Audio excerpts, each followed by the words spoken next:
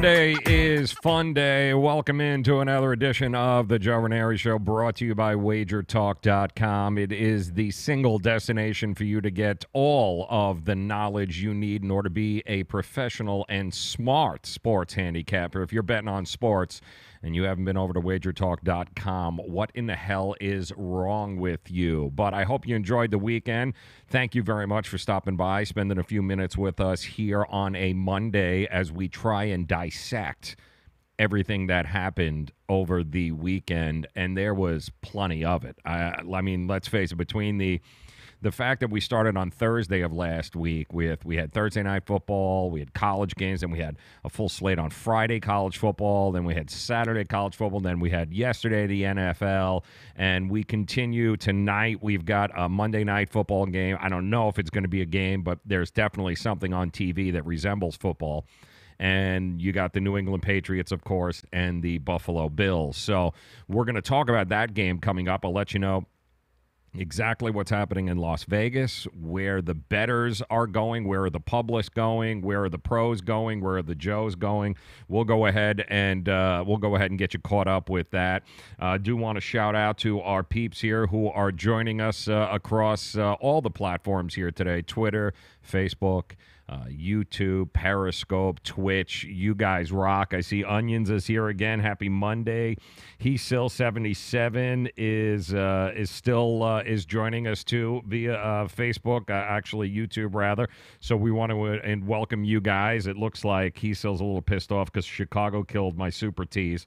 Well, that's what you get for picking the Jets and that offense there. But we'll get into that. Also, the phone number for you guys to reach us here, 855-WTF-CALL. That's 855-983-2255. That is the phone number to reach us here, the Miami Acura hotline. But where do we start on what a weekend this was, right? What was your favorite? Let me ask you guys, since you're joining us here in the chat rooms over there, what was your favorite sports moment from the weekend? Because there was a lot going on this weekend between the World Series. We almost forgot that there were NBA and NHL games going on, but there was a lot to digest between the 18 innings on Friday and then the blown managerial moves by Dave Roberts on Saturday for the Dodgers. And then, of course, yesterday we had to watch the Red Sox hold up the trophy once again. They are champions, and deservedly so. So I'm wondering what your favorite moment was. If you had the Green Bay Packers yesterday and you had taken the points, and let's say at kickoff, I believe it was 7.5 points, and then you watched Todd Gurley just kind of, lay down there before the goal line in order to be able to give you the cover. I mean, how many of you were ecstatic about that? Because there's still an awful lot of people very pissed off about that. But it was the right move by Todd Gurley. Ultimately, they ended up winning the game, running the clock out. It was a very unselfish move by Todd Gurley, not like Ty Montgomery for the Green Bay Packers, who was a little pissed off. He was taken out of the game on the last offensive series, was bitching and moaning, throwing his hat and his helmet on the sidelines.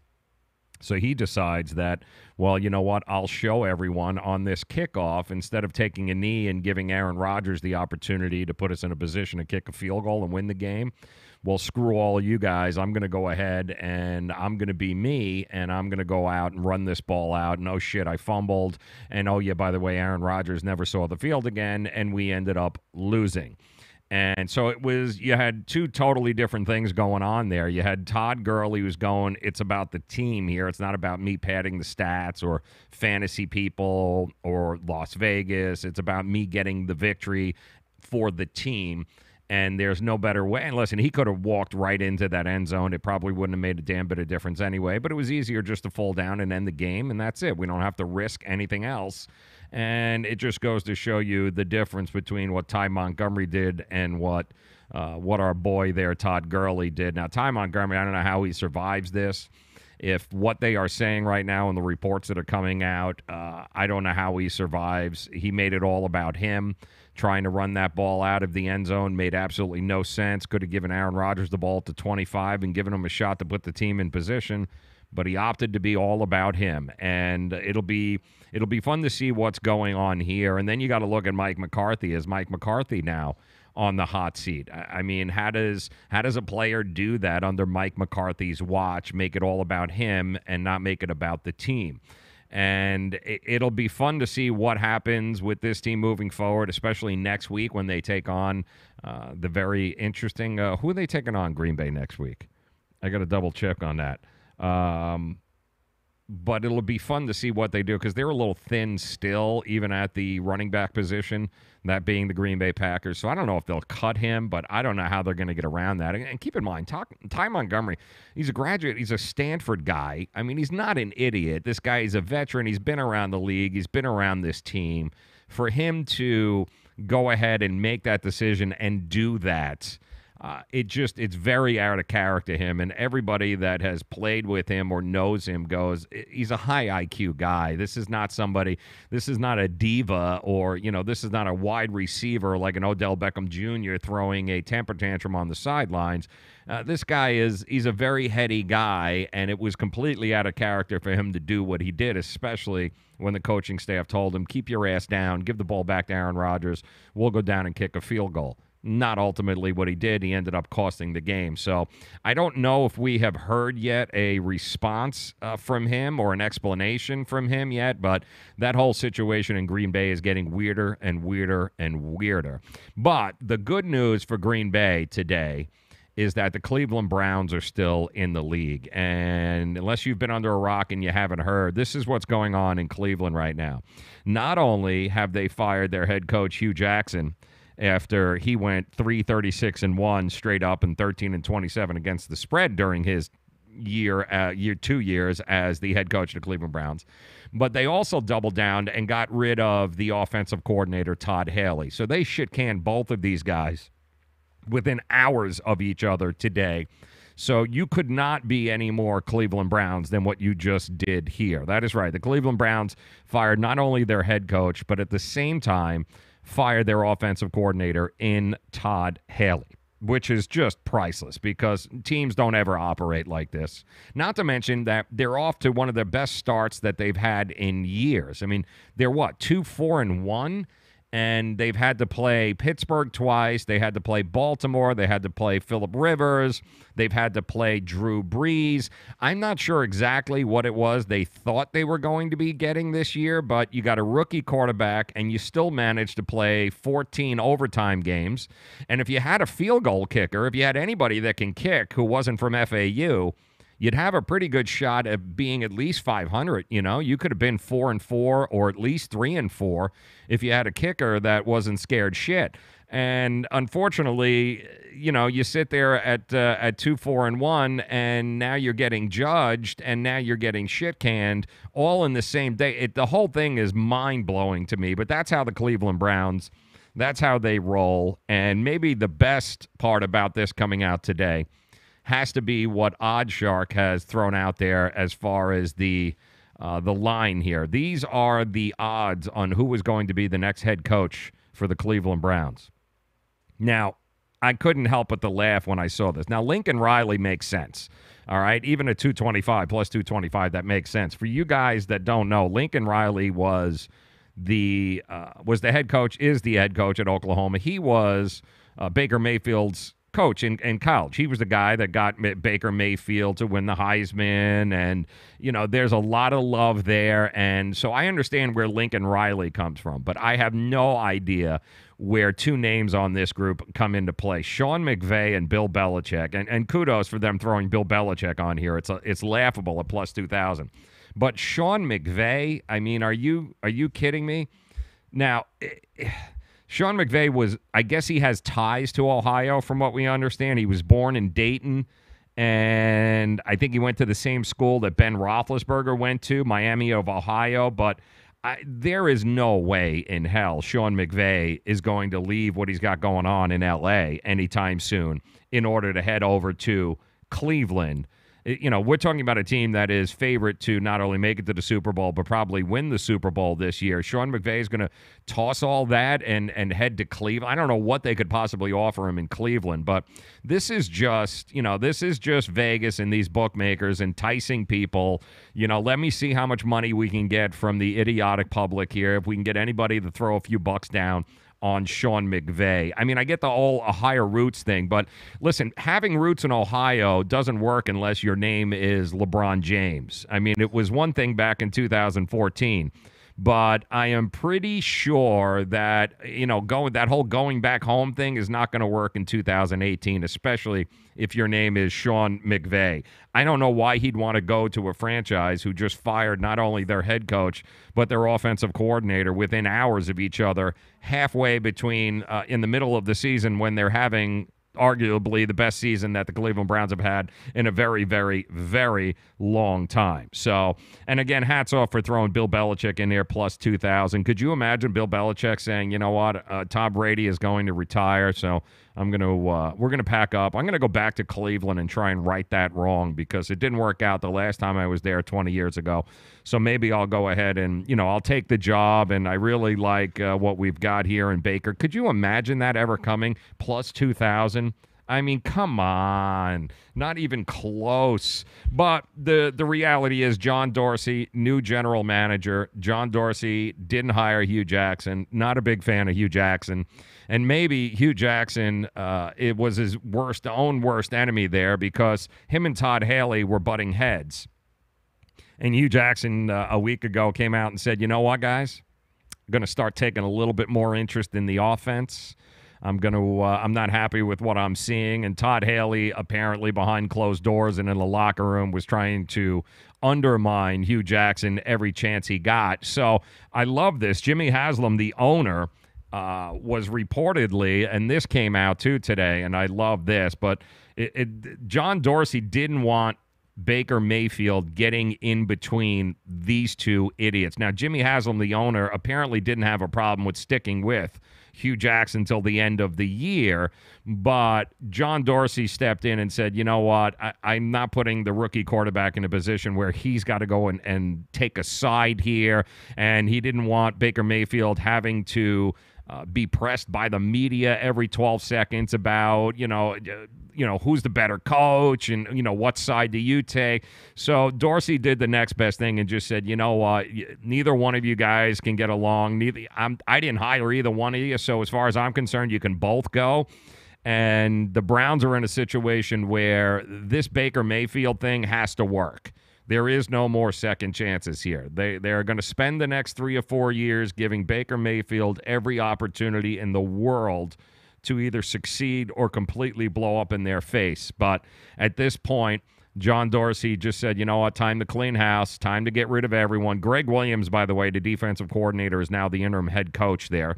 And I can promise you Greg Williams will not he will be nothing but an interim head coach. There will be nothing long-standing about Greg Williams keeping the head coaching job there in Cleveland. But Lincoln Riley is definitely the guy that everyone's name is being thrown around because of his relationship with Baker Mayfield from college. Lincoln Riley, a lot of people feel, is the next Sean McVay. He's a guy that is another one of these offensive gurus that is doing all sorts of wonderful things in Oklahoma, and it's an enticing name. Now, Lincoln Riley came out today and said, you know what, I got no interest in going to Cleveland. I don't blame him. Why would you want to leave Oklahoma where you can win 95% of your games each and every year and be in the conversation for a national title each and every year? Why would you want to leave that to go to the dysfunction that is the city of Cleveland and their professional sports teams? I don't know. There isn't an amount of money, I don't think, that you could throw towards Lincoln Riley, and he would go, all right, I'm going to leave one of the best jobs in college football so I can head over to – I'm sure he likes Baker Mayfield, but I'm not sure he likes Baker Mayfield to the point where he's going to commit career suicide there. I'm going to be honest there. I don't think so. Although – who knows? Money is a very interesting thing. Sometimes these guys, the ego, all right, I did it in college, and like a Chip Kelly, like, all right, I want to go and I want to take my chances in the NFL. And maybe, just maybe, Dorsey's been doing this a long, long time, so maybe, just maybe, Dorsey can convince Lincoln Riley, come here, get your quarterback, we'll give you everything you need. It's not like they don't have pieces in Cleveland. The biggest problem with Cleveland has always been Cleveland. And they haven't been able to get out of their own way, and they're in that situation once again right now. But Sean McVay, anybody that's going to log on there and place money on Sean McVay being the next head coach of the Cleveland Browns, throw your money our way. Like, give it to us. Well, these guys here in the chat rooms that are joining us here, Mr. Onions and Hesil, who is here, and Dracula77, you guys, give the money to us. These guys will invest that money a hell of a lot better than taking Sean McVay as plus 220 as the next coach of the Cleveland Browns. Not going to happen. But the drama continues in the NFL. Also today we learned a whole lot of stuff today, didn't we? We also learned that it's back. You guys know what I'm talking about, right? Did you guys watch the game yesterday? Did you see who made it back? Fitz Magic, baby. Fitz Magic is back, and I love Hesil telling me Chip Kelly for Cleveland. That would be hilarious. He can't win in UCLA, so maybe they'll give him a chance over there. Fitz Magic is back, people. Not only is he back, not only did he come back with a vengeance yesterday in that game, all right, but he also did such a great job that Dirk Cutter has just about an hour ago announced that Fitzpatrick is now the starting quarterback moving forward, benching Jameis Winston in favor of Fitzmagic. That's what you've got going on in Tampa Bay right now. The report is, I guess, when Jameis Winston was asked about the benching, he said it's very humbling. He's a very humbled person right now. The fact that Fitzmagic is getting ready to take the reins once again. And you could just see, if you guys watched any of this game yesterday, you could see the minute that Fitzpatrick came into this game and Jameis Winston threw his 9th interception or 10th, and you lost count after 3 or 4. You just couldn't handle it anymore. But just the whole energy of the team, everything changed with the guys on the field watching Fitzpatrick play as opposed to Jameis Winston. And he did a great job. Gave him an opportunity to win, but once again, Tampa's got no defense and could not stop Andy Dalton there at home. They just couldn't stop him, and unfortunately, you gave Andy Dalton too much time to come back and win the game, which is exactly what he did. But get ready, man. Fitzmagic is back. It is alive. It is well in Tampa Bay, and he is going to be taking the reins of this team moving forward, at least for another game or two until he throws 7, 8, 9 interceptions in a game, and we all know that Fitzpatrick is good for that. But at least you can get 1 or 2 game spurts. You can get a lot out of Fitz. And if the team is willing to play for him, then you got to go with that decision. I don't blame Dirk Cutter. But let's face it, Dirk Cutter's got to be another guy on the hot seat here. Got to be looking at him going, it's time for a change. And that change may be coming rather quickly.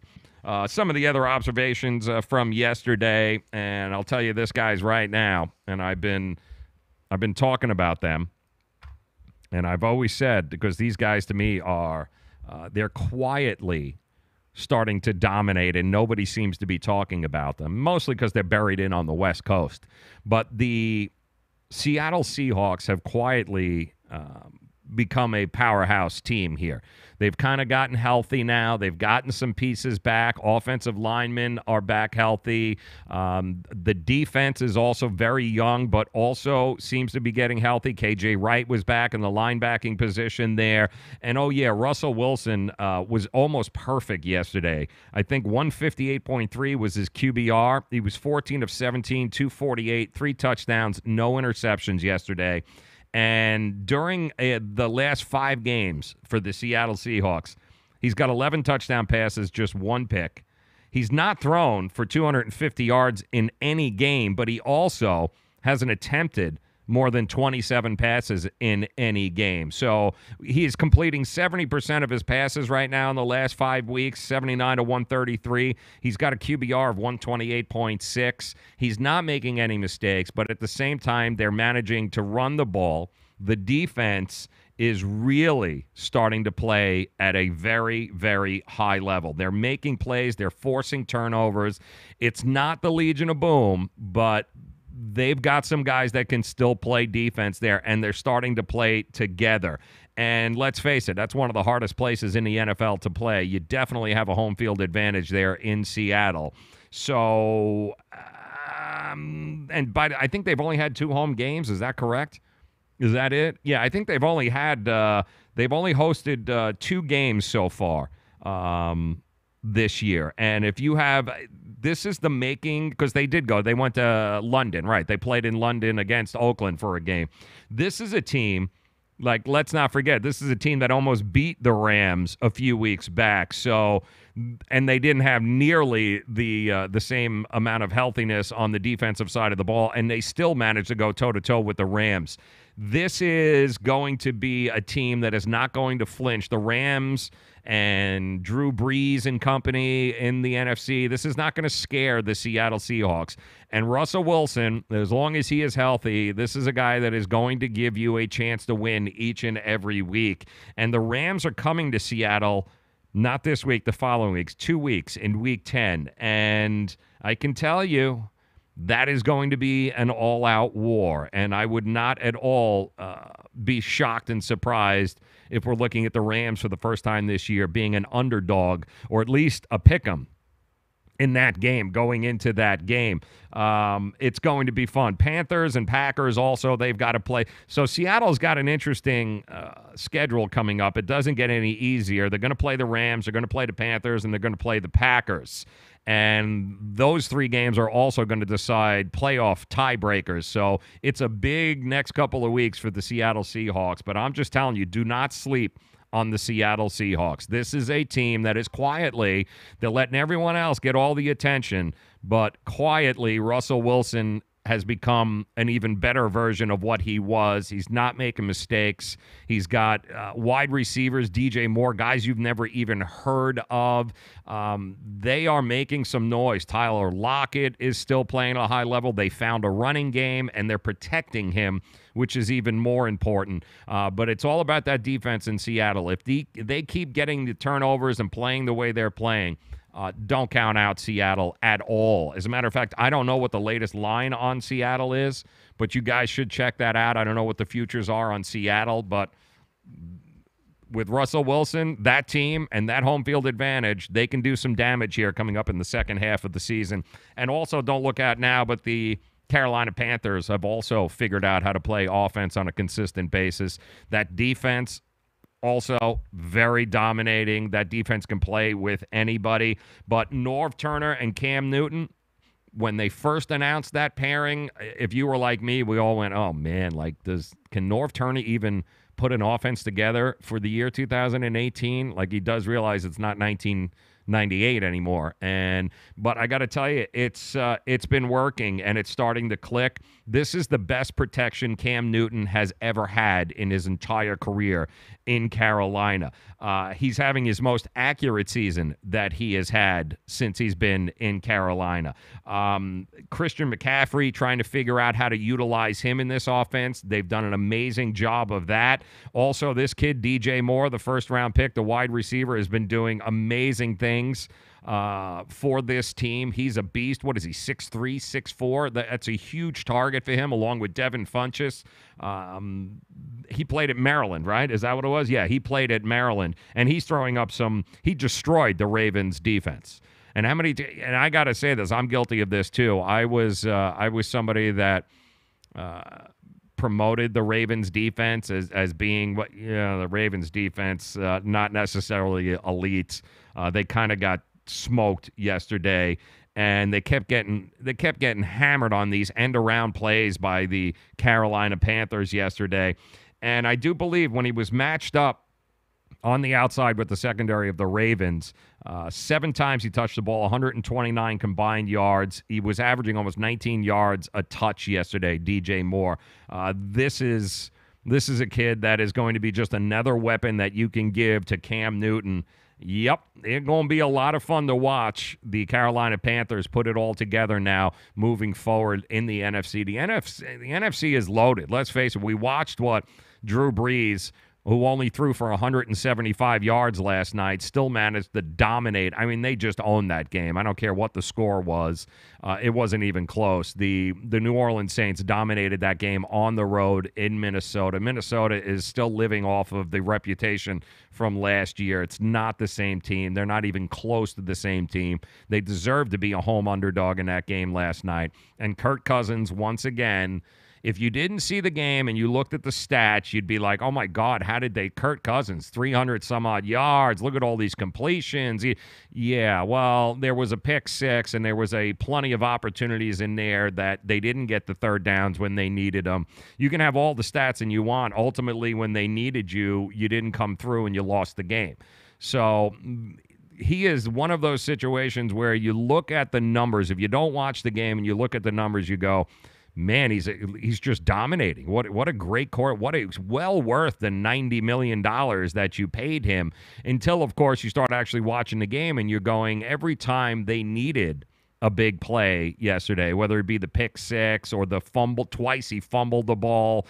Kirk Cousins ended up costing the Minnesota Vikings that game and didn't win it for him. And meanwhile, you look at Drew Brees, 175 yards. You're going, did Drew Brees, was he hurt? Did he play the whole game? Like, how could Kirk Cousins have lost to Drew Brees when Drew Brees threw for under 200 yards? Well, that game was over at halftime. That game was absolutely over at halftime. And I agree with you. He's still joining us there in the chat rooms. I agree with you. I do happen to think the Saints are a team that you've got to pay attention to. The Saints, the Rams, the Carolina Panthers, the Seattle Seahawks. These are four teams in the NFC that you cannot deny are pretty damn good. You couple that with what's going on with the Kansas City Chiefs and the New England Patriots, and we all know the Pittsburgh Steelers aren't going anywhere anytime soon. There's a lot of firepower right now in the NFL, especially with that upper echelon. They're all doing it a little bit differently, but the AFC has got just as much firepower as the NFC, although I think the defenses in the NFC are just that much better than the top teams in the AFC right now. You got New England tonight getting ready to take on the Buffalo Bills in Buffalo.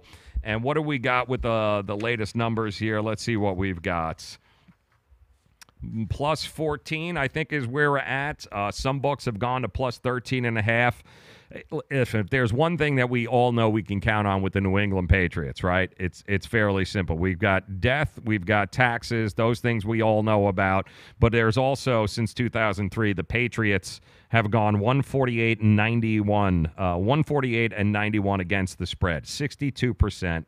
They are spread covering machines. And tonight they're going to be taking on Derek Anderson and the Buffalo Bills in Bill Stadium. And I do believe, is it Thurman Thomas? I do think they're retiring his jersey tonight or something, although there's some sort of dedication for Thurman Thomas there tonight. The public expects that the game is going to be a blowout. There has been a boatload of public money coming in on the New England Patriots to cover this at 14 points. The problem is, once we got to 14 and a half, you started to see a lot of the sharp money come in and start pushing that back down to 13 and a half, because the professionals, they know that key number, that plus 14 and a half, when that was available, those wise guys pounced on the home dog. And that's kind of what's been going back and forth over the last couple of hours right now. Between 13 and a half and 14 is what we're looking at in some books, depending on where you're looking. But the sharps are saying that if you can get Buffalo at 14 or more, there is some value in taking the Buffalo Bills as a home underdog here. And the total also has moved just a slightly. 44.5 is the total on this game. And 44, 45, we know that's the optimal number when it comes to betting on football. If you can get that 45.5 number, that's what the pros like to look at and see if they can do that. 69% of the bets so far have come in on the over. And those bets have accounted for about 53% of the dollars that are spent right now. And we all know Tom Brady and the Patriots and what he's been able to do. I think he's won his last 5 as a double-digit favorite. He's covered, I shouldn't say won, he's covered the last 5 as a double-digit favorite. 14-2 straight up and 12-4 against the spread when playing in Buffalo. That would be the Tom Brady numbers there, the Tom Brady effect. The Patriots are the 26th team to be favored by 14 or more points on the road since 1990. The previous 25 teams, 23-2 straight up, but only 11-14 against the spread.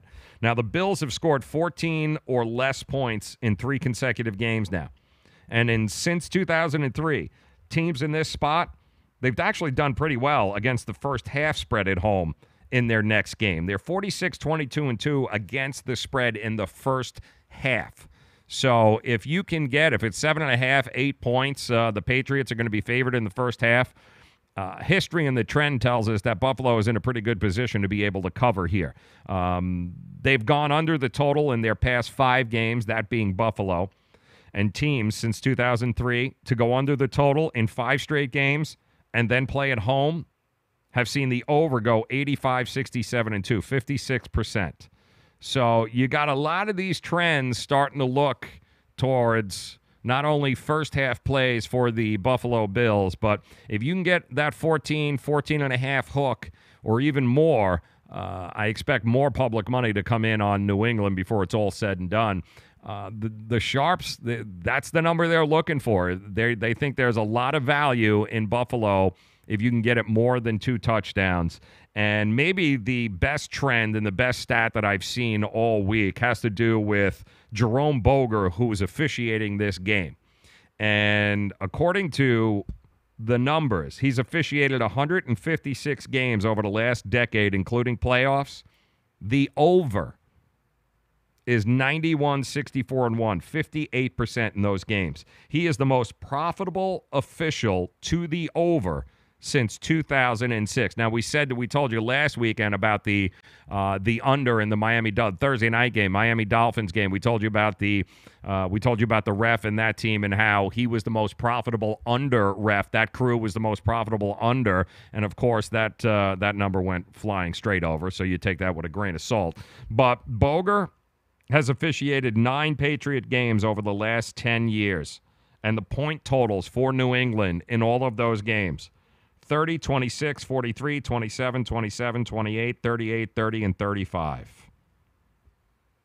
That's got over written all over it. And the over really hasn't moved. It opened up at 44. It's at 44.5 right now. So there hasn't been a lot of movement there. If you can get to 45 or 46, which it may, that's that key number that we know the Sharps love. But metrics, listen, the numbers, the Bills are scoring just 11.6 points per game this year, okay? It's not good. You got Derek Anderson now has 2 weeks under his belt. He'll be taking the snaps once again for the Bills. The Bills are a healthier team outside of Josh Allen, but I do believe LaShawn McCoy is going to go, and if he doesn't go, those of you who haven't picked up Chris Ivory yet, you may want to go ahead and do that. But if you can get under 14, I might suggest the Patriots. But if you can get 14 and a half, then I would seriously consider taking the home dog and look at that first half number. If it's 7.5, 8 points of the New England Patriots, look for Buffalo to come out, play very, very motivated football in that first half. The crowd is going to be crazy. It's going to be ass cold up there. Thurman Thomas is going to be in the building. They're going to be doing all sorts of celebrating. It's going to be, expect them to put up a fight, if for no other reason, at least in the first half. And then what will happen is the teams will go into the locker room. Bill Belichick and his crew will go ahead, make the second half adjustments, and then there's a good chance they'll end up pulling away in that game. But I would not all be surprised in the first half if you see the Bills at least hold their own, the defense hold their own, keep this game close, get to Tom Brady, that defense get to Tom Brady. The secondary is pretty good in Buffalo. Let's not sleep on. I know it was a bad outing the last week, but the Buffalo Bills defense is still no joke. And if they can get to Tom Brady, it'll be very interesting to see what happens. But I like the first half. I like Buffalo in the first half. Take the points, and then I like the over for the total because I do think that they will adjust the New England Patriots. And then they could probably score, 24 points in the second half on their own. So, yes, it's scary. It could be 38-3 this game and them not cover the over. But I will go out on a limb and say that I do expect the Buffalo Bills to score at least 14 to 17 points tonight. And I think New England can score the rest there and get that thing. You think, what is that, Buffalo by half a point there? All right, well, you can... Yeah, they got to get that half. You can get that 14.5. It's not you won't be alone there. That's where a lot of the value is coming in right now on this game tonight, is waiting to see if that number comes back up. If you can get the 14.5, then join an awful lot of sharps that are jumping all over that game. But I like them in the first half. As a matter of fact, that we can see. Let me go to our good friends over at Wager. And let me double check to see exactly what the first half number is tonight for us, so we know what we're talking about. Straight bets. Let's see what we got. All right, so the number is at 14 right now. It was at 13.5, but now it's back up to 14 New England, and the first half is 7.5. So minus 7.5 right now for New England in the first half, plus 320 for Buffalo in the first half, but I don't see how they'll have the lead. But I would take the 7.5 points in the first half with the Buffalo Bills, and the over/under is at 44.5 currently right now. Let's face it, you could get 38 points from New England alone, and then really all you need is Buffalo at some point to will their way for a touchdown. And I do think they will be better now that Derek Anderson's had a couple of weeks to go over it. I do think that the coaching staff in Buffalo is somewhat competent. I do think they'll put him in a position to be successful. And I trust the Buffalo defense at home. I think this is a totally different team at home than on the road. And I do think that they will compete and they will make things difficult at least for a half for Tom Brady.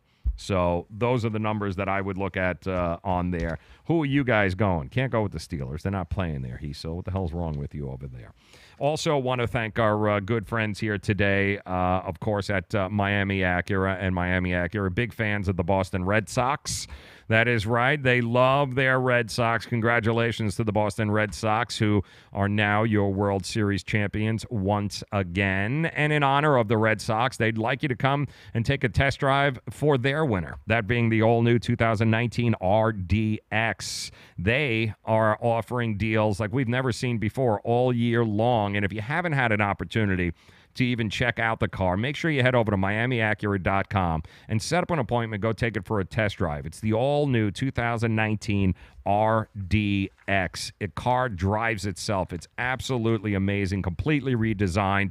You guys will love this. South Dixie Highway, for those of you in the 305. Outside of that, just call them. 855-564-4669. That's 855-564-4669. That is the good folks over at Miami Acura. Go take that car for a test drive. I'm telling you, you'll be thankful you did. An opportunity for you to finally go get that car that you've always wanted, only this time at a price that you didn't think was possible. So go check them out.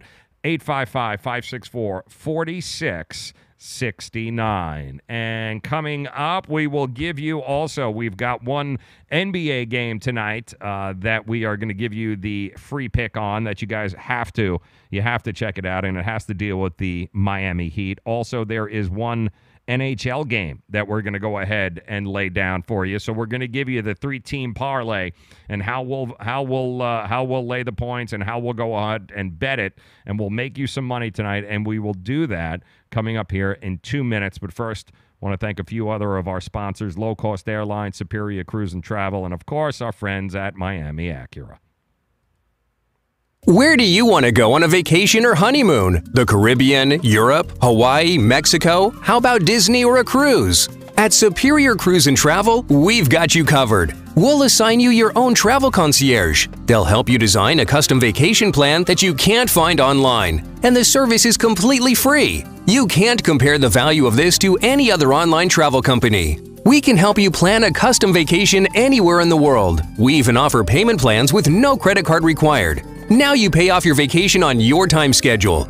Call now and mention the promo code RADIO and save up to $500. Book your custom trip. Call Superior Cruise and Travel now and talk to one of the highest rated travel agencies in the country with a 5-star A+ online rating. 800-901-5536. 800-901-5536. 800-901-5536. That's 800-901-5536. Were you scammed into signing a timeshare contract? And did you miss the part that said you have to pay for your great idea? Not only for the rest of your life, but when you're not here anymore, you get to pass this turkey onto your family for them to pay for the rest of their lives. Thanks, Dad. Don't burden your family down the road, and don't be stuck with expensive timeshare payments forever. Get out of your bad idea timeshare contract guaranteed, or pay nothing. Call Resort Release today and learn for free how their timeshare exit team can help you legally exit your timeshare contract. They've helped thousands of people, and they're A+ rated with a BBB. So if you feel scammed, get mad and get out of your expensive timeshare contract right now, guaranteed. Call NOW. 800-898-0816. 800-898-0816. 800-898-0816. That's 800-898-0816. Back pain doesn't take vacations. It never celebrates holidays. It's on the job 24/7 to keep your life exactly where it is, in limbo. But it doesn't have to be that way, because Laser Spine Institute can help you take back your life from chronic neck and back pain. With a less than 1-inch incision, our minimally invasive procedures have provided relief to over 60,000 patients with a 97% patient satisfaction rate. So get ready to stand tall and live the life you've imagined for yourself without pain. Are you or a loved one suffering from a bulging disc, herniated disc, spinal stenosis, pinched nerve, or degenerative disc disease? Call our spine care consultants now for a no-cost MRI review and to learn more. It's time to say goodbye to chronic neck and back pain. What have you got to lose? Laser Spine Institute, the leader in minimally invasive spine surgery. Call 855-720-BACK. 855-720-BACK. 855-720-BACK. That's 855-720-BACK. Don't be such a pussy. Subscribe to the Say It With Me podcast with Joe Raineri on iTunes today. One down. Here comes a 1-2 pitch. Red Sox win the World Series. 5-1 the final tonight. And the best team in baseball wins it all in 2018. Yeah, congratulations, Boston Red Sox. You are, without a doubt, the best team that we have seen in a very, very long time in Major League Baseball. And the only saving grace that I have for you Dodger fans is, listen, it wouldn't have made a difference if Dave Roberts left Rich Hill in on Game 3. It wouldn't have made a damn bit of difference if everything that didn't work for you would have ended up working. The reality is the Boston Red Sox were just in a class all their own. This is one of the best baseball teams that we have seen in a very, very long time. So there's no shame in having lost to them. I know you feel like one play or the other would have turned the series, but the reality is you weren't just one pitch away or one play away from being competitive in this series and having a chance at beating the Boston Red Sox. You were not beating the Red Sox at all. Nobody was beating the Red Sox this year. It's going to be hard enough to beat them next year as well. This team is loaded. So you've got nothing to be upset about. You had a 100-win Yankee team, a 103-win Houston Astro team, and now a 97-win Dodger team, and none of these teams could figure out how to beat the Red Sox consistently in either a 5-game or 7-game series. And the truth is, you weren't going to. Just too much firepower here. Team won how many games during the regular season? 115-win team. You were not beating them, Dodger fans, one way or the other. So the idea that Dave Roberts blew it, analytics blew it, Machado was a choker, and listen, you can replay it all you want. You can convince yourself all you want that it's somebody else's fault, but the reality is the Dodgers were not in the same You're not in the same ballpark as the Red Sox. Nobody was this year. One of the best baseball teams we will have seen in a very, very long time. And as much as it pains me as a Yankee fan to say it, the Red Sox are without a doubt the toast of Major League Baseball. They have earned it. They are on a level we have not seen. Guys getting 2-out hits consistently. Pitchers getting outs that they needed consistently. The Dodgers didn't do that. And yes, they had some opportunities, but the Red Sox were better. The Red Sox pitching was better, and the Red Sox hitting was certainly better, and so was the defense at times. So don't hurt yourself too much there, Dodger fans. There's not a whole hell of a lot you could have done. You weren't beating this Red Sox club, and it's going to be hard enough for others to be able to beat them next year as well. Welcome in those of you that are just joining us. Shout out to those of you on social media, Twitter, Facebook, YouTube, Twitch.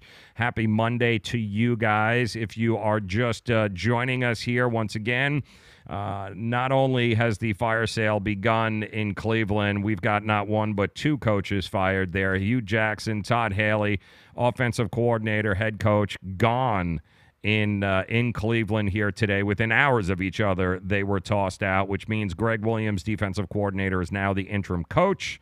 John Dorsey, general manager, has made it known that he did not want Baker Mayfield getting in the middle of a tussle between the head coach and the offensive coordinator, which is apparently what was going on behind the scenes. Todd Haley was throwing bombs at Hugh Jackson throwing bombs at Todd Haley, and John Dorsey said, listen, I don't want my rookie quarterback having to go in front of the media and have to take sides between his head coach or his offensive coordinator. So he did the most responsible thing probably that we've seen from the Cleveland Browns organization in forever, is he threw both of their asses out and said, yeah, no, that's good. We'll start from scratch. Thanks very much. I mean, yes, they have started off better this year than they have in the last 20 years, but the truth is way too much dysfunction when you've got a offensive coordinator trying to undermine the head coach and the head coach trying to throw him under the bus, and you've got a rookie quarterback there trying to decipher which way you should go. John Dorsey did the only adult thing in the building there and said, okay, you guys got to go, because this whole thing with Baker Mayfield, it has to work. We don't have much of a choice. In fact, which led us to this bit of information that came out. These are the latest odds on who the next Cleveland Browns head coach is going to be. Notice the name at the top. We were all laughing about this earlier. Sean McVay does have some roots in Ohio. He did go to school there, but Sean McVay at plus 200. Do not waste your money on that, okay? Lincoln Riley, the guy underneath that is the head coach in Oklahoma, the Sooners. Lincoln Riley, a lot of people feel would be a fantastic fit for this because of his relationship with Baker Mayfield. And since it's really do or die with Baker Mayfield in this organization, why not go out and get the guy that he had that much success with in college? And Lincoln Riley's name has been on a lot of people's conversation because of his kind of innovative way of thinking with offense, and he did a great job with Baker Mayfield, and Baker Mayfield's comfortable with him, so why not go out, get him, offer him the world? But if you're Lincoln Riley, are you really leaving one of the top 5 college jobs in the world there at Oklahoma, where you're going to win you're going to win 95% of your games each and every year, have a chance at a national championship? Are you really going to leave that to go to an organization like the Cleveland Browns, who have not been able to put it together over the last 20 years or forever for that matter? It'll be interesting to see how it comes out. But, yeah, Sean McVay, definitely not. And Bill Belichick at the bottom I thought was hysterical. And maybe the guy, if you want to take a flyer, maybe Jim Harbaugh at plus 1,200. Maybe Jim Harbaugh gets smoked here in the next couple of weeks and he's out of contention, and maybe he just goes, you know what? I'm in the area anyway, going to, coming down here from Michigan to Ohio and taking on the Cleveland Browns gig. Maybe, why not? We all know what Jim Harbaugh's ability is as a quarterback guru, a quarterback whisperer. Maybe, just maybe, if you're going to put a few bucks down, go ahead and put it down on Jim Harbaugh, plus 1,200. That's probably the best chance of anybody else on that list. Bill Belichick is not leaving New England to go back to Cleveland to right any wrongs. Going back home and, taking care of business only works if your name is LeBron James. It doesn't work in 2018 in the NFL. It does not. Also want to thank our good friends over at wagertalk.com. If you guys haven't done so, make sure you head over there and check out all the free information that is at your fingertips, not to mention access to over a dozen of the best professional sports handicappers in the country, all at wagertalk.com. All you guys got to do is go there, click on it, free information, check out your handicappers. Our good friend Ralph Michaels is on that list, of course. We love Ralph. He joins us each and every Thursday here on the show. And check it out. I mean, knowledge is power. You've got no better place to go with all sorts of really great free knowledge. It's called wagertalk.com. Make sure that you guys head over there. And we did have Ralph on the phone last Thursday, and I asked him about tonight's Buffalo Bills New England Patriots game, and I said, does Buffalo have a chance? I mean, for all that Bills Mafia, is there a chance? And here's what Ralph had to say. In your last 5 games, at Minnesota, at Green Bay, at Houston, at Indianapolis, and you had the one game home against Tennessee. Oh, yeah, and by the way, your other home game was against the Chargers, one of the best teams in the AFC. If they're going to do anything, this is the game where I do think they keep it close. And on the Brady side, the Brady team is just a little bit different. Now, I don't know if Gronk will be back. Obviously, that's an important factor. He missed last game, and it didn't hurt the New England offense at all. But when New England's on the road against a team like Chicago, I think they only had 381 yards, so it's not as good as their 38 yard per game. But in a second straight road game situation, only having the 21 first downs, again, it's not going to be one of my top plays, but if I had to pick a side, I certainly would back the Bills in this rare double-digit home dog role, especially in prime time. Yeah, it's let's get the numbers right now at 14. It might even go up to 14.5 and get that hook. But we do know today, and looking at the numbers from the sports book, this has been a classic Joes versus the pros. The pros have been looking at that 14.5 number, been jumping all over it. The public, let's face it, they don't believe in Buffalo. They want nothing to do with the Buffalo Bills. They think Tom Brady is going to run away with it, and he might very well, but there is definitely some value in taking the 14.5 points in this game, especially the Buffalo Bills at home are a different team, and whether you like them or you don't like them and you don't believe in that offense, the truth is that defense is a championship caliber defense. At home, they're a different team, and if they can get pressure on Tom Brady, it could very well keep the game close. I happen to like getting the 7.5 points first half. I do think they'll come out very motivated, Buffalo, and there's a good chance New England will run away with it in the second half, but I certainly do like Buffalo's chances in the first half, laying 7.5, and I like the over 44.5 because I do think that if it gets out of hand in the second half, there's a good chance they can cover that spread themselves, that being the New England Patriots. So that's where I'm going. Also, I promised you a NFL NBA free play tonight. I'm going to keep it locally here. We're going to go Sacramento at Miami. I do believe that is a 7:35 tip-off here at the AAA. These two have played in 12 of the last, they have played these two, 12 of the last 4 have all gone over. I happen to like the over in this game too. 226.5, I believe, is what the total is. Sacramento has gone over in all 3 road games this year, and the Heat have actually gone way over both times this year, too, at home. And if it's been 220 or more, the Heat have been way over. So at 226.5, I do happen to like the Heat tonight. And I do like the Heat tonight in the game, but I like the over a lot better. 226.5, take the over. And also, I'm going to throw another one out in the NHL for you. The Minnesota Wild taking on the Vancouver Canucks. The Wild and Vancouver have played 3 times over the last 2 years, with the road team winning each time. Minnesota, as this time, has got a pretty solid goalie this year. I do think they are the better team, so I would take the money line, minus 136. Go ahead and take the Minnesota Wild tonight over the Vancouver Canucks. Even though Vancouver's at home, I still like Minnesota. I think they've gotten much better goalie play now. So take the Heat over. Take the Minnesota Wild tonight, take them on the money line, and go ahead and take the first half, the Buffalo Bills, taking the 7.5 points. I do think they'll keep it close. That's your 3-team parlay. That's going to cash you some tickets. Don't yell at me if it doesn't.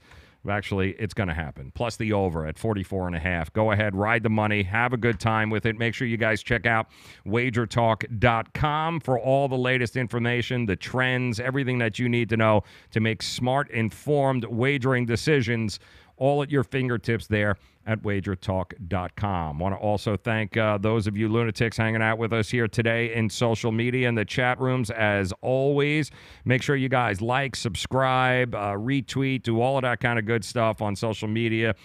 We would certainly do appreciate it. At Joe Raineri Show, make sure you follow us there, certainly on Twitter, because we have an awful lot of fun watching these games. But have a good time tonight. Enjoy it. No more baseball, but we got plenty of NBA, plenty of NHL. College football getting ready, playoffs. You got all sorts of good stuff to be excited about as a sports fan. And don't forget, we do this each and every weekday, 4 o'clock. Make sure you come by, hang out with us. If you missed any of this, make sure you check out the replay, which will be available to you as soon as we're done. Also, if you're just joining us one more time, it is Fitz Magic time, people. That is right. Ryan Fitzpatrick has been named the starting quarterback for the Tampa Bay Bucks. They are sitting Jameis Winston. They are bringing back the Fitz Magic. Who knows what's going to happen to Jameis Winston or that team for that matter. But Fitz, we get to be a little more excited, at least for one more week, as we get to see him under center. You guys have a great night. Thanks again for making us a part of it.